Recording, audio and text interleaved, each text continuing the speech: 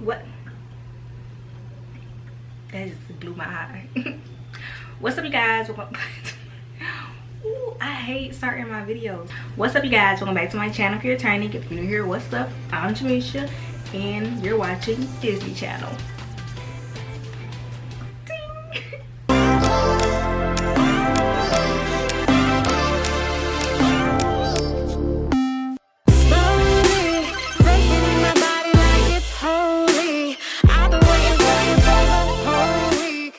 What's up, y'all? So I just wanted to hop into the video with my little voice memo or whatever and let you guys know the basis of this video. So if you don't know, I basically have this series on my channel where I react to my final grades, and I've gotten a lot of people ask me like tips or advice or like how can they get a 4.0 as well. So I figured I would just make a video and give you guys some tips, and if you guys want to see something more in depth, like actual study with me or like an actual, I don't know, something more, you know, showing y'all rather than talking about it, then just let me know. But until then, enjoy this video. So I have it all typed up. I have like my tips, tricks of the trade typed up on my phone. So yeah, we're gonna get into the video.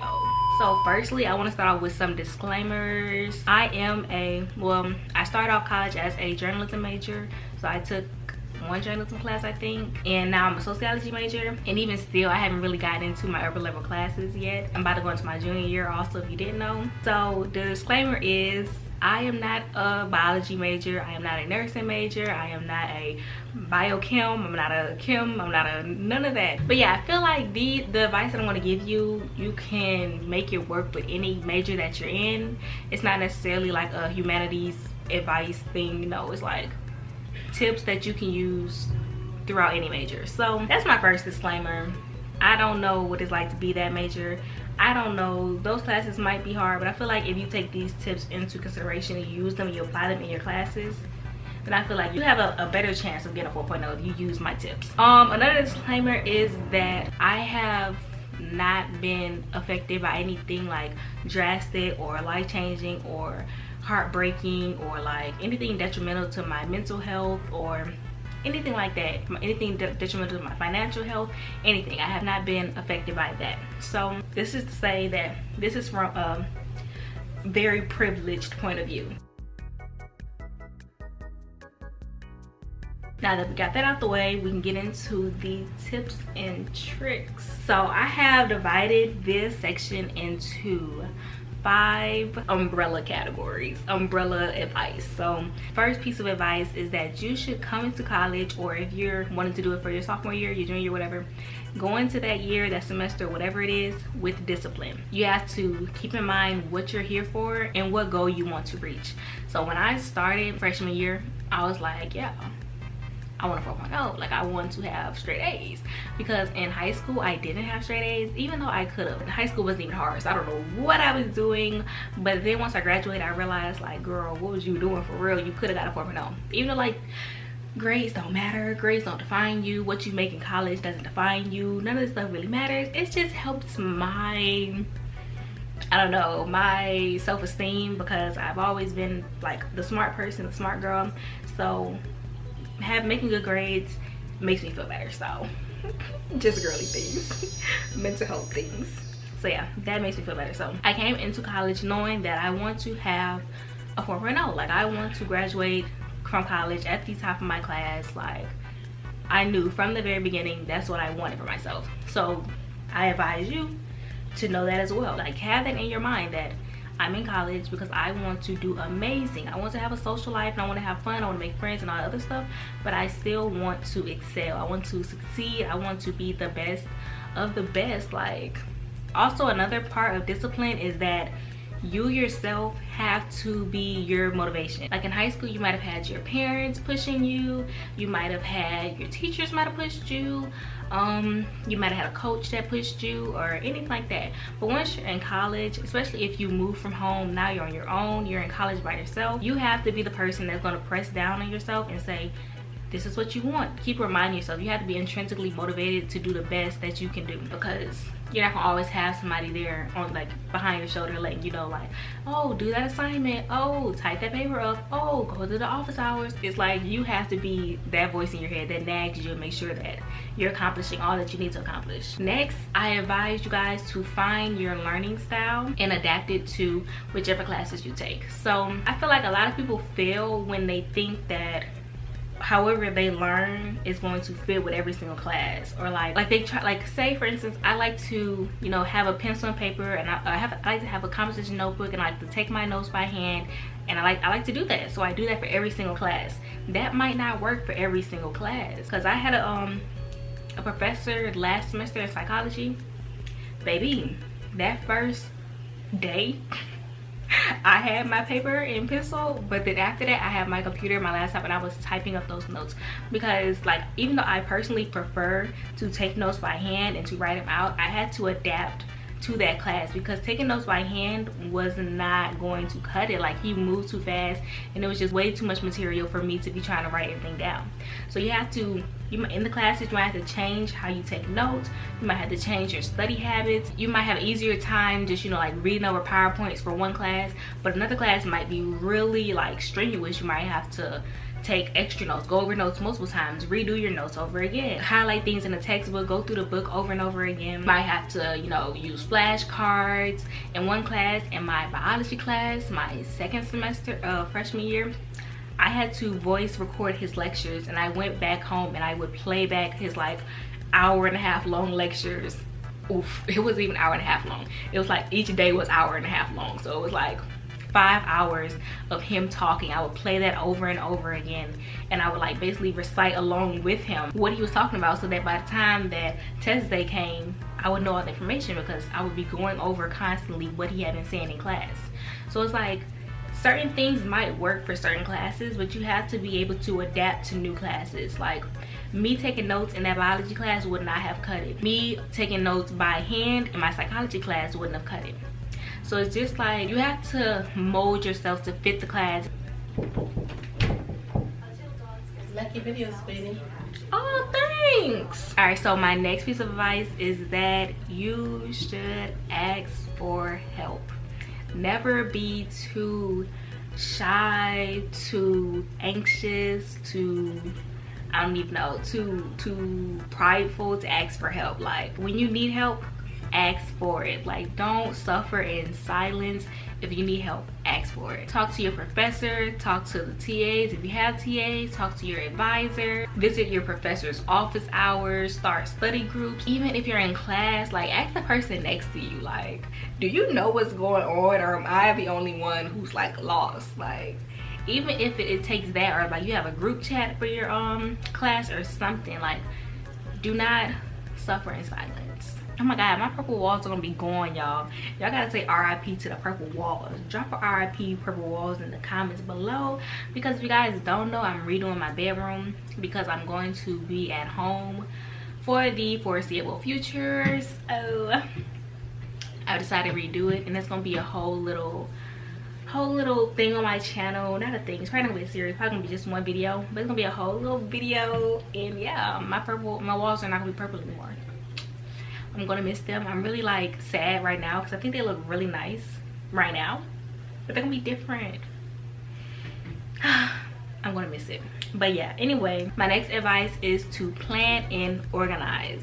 You guys, you have to be on top of your stuff in college. Like I said, back to the first rule, you have to be the one who motivates yourself. You're also gonna have to be the one that reminds yourself when to do things, because your professor is not gonna, well, they might. Let me just, like, say that, like, a lot of times people, like teachers and stuff, or advisors in high school, they will make it seem like college professors didn't put up with anything, like they were not nice, they didn't care about you. I don't know if times changed or what happened, but college professors are really nice and really understanding, and, like, yeah. So that whole thing is just, I don't know, don't believe that. But in high school, your teacher might have, like, reminded you, oh, we have a test on this day, oh, we have a project coming up, oh, don't forget this, don't forget that.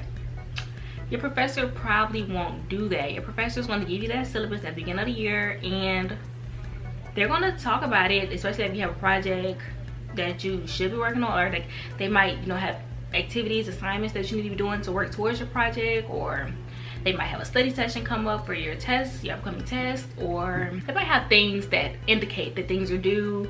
They might post it on like their online, like we had D2L. They might say, oh, assignment's coming up, don't forget it. But like a lot of times they're not going to be actively in class letting you know like, oh, don't forget this, don't forget that, we have this coming up, this is due on Friday. So it's really important that you plan and organize. Get you a planner. I'm not really a physical planner type girl. It's crazy because I like to take notes by hand, but I'm not a physical planner, like, no. Because I just feel like I don't know, planners, I need like a really big planner because I cannot write in the little bitty ones, and it's just too much. I like to write everything out.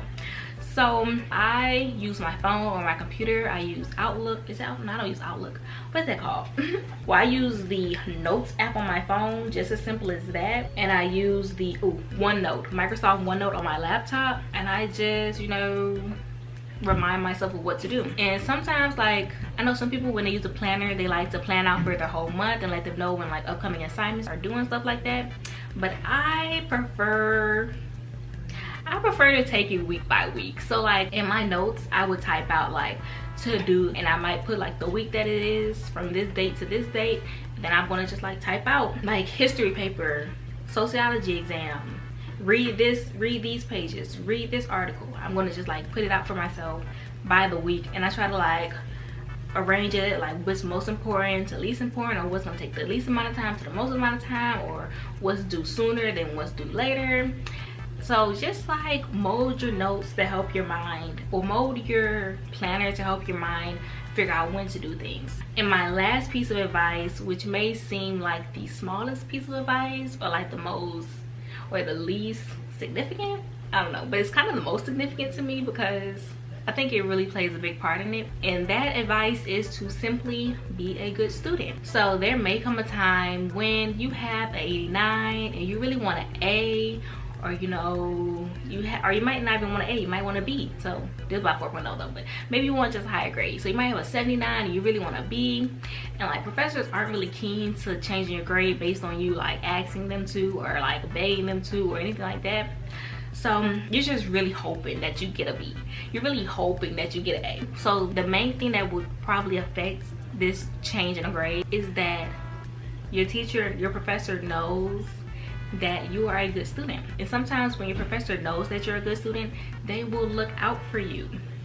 Y'all, let me speak from experience. So in my freshman year of college, my first semester, what am I saying?